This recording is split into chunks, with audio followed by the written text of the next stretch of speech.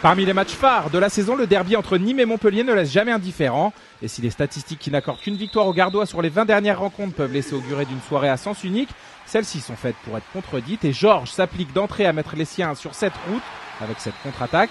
L'ailier droit poursuit son énorme début de saison avec le premier de ses 8 buts de la soirée.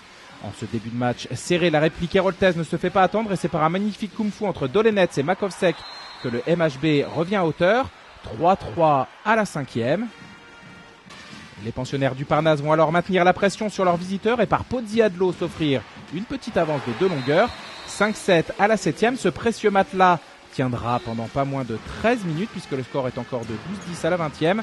Grâce encore à cette réalisation de Georges qui fait clairement oublier les blessures d'Aguirre, Zabalaga et Marou et rend surtout fou Gérard. Pour autant, Gajic et les siens restent à portée de fusil, vont revenir à hauteur après cette nouvelle réalisation de l'ailier droit slovène qui inscrira 9 buts lors de cette 7e journée, 12-12 à la 24e. En patron, les Crocos ne vont pas perdre pied et repartir de l'avant, passant un superbe 7-3 à leurs visiteurs pour rejoindre la mi-temps sur un score flatteur, 19-15. Après la pause, le match s'emballe clairement, les allers-retours de part et d'autre du terrain permettent à Dolenets et Montpellier de s'illustrer. Et si le jeu énergivore de Nîmes s'avère globalement payant, comme sur ce rodéo de Rebichon, le score est seulement de 23-21 à la 38e. Ce sera pourtant la dernière fois que Montpellier sera en mesure de contrer la Green Team de Gudjonsson. En effet, celle-ci va infliger à son voisin et meilleur ennemi un terrible 8-2 en un peu moins de 13 minutes, l'Islandais portant son total à 7 unités. Dans son sillage, c'est toute la maison verte qui va marcher sur l'eau, comme sur cette belle combinaison qui échoue à Gallego au pivot.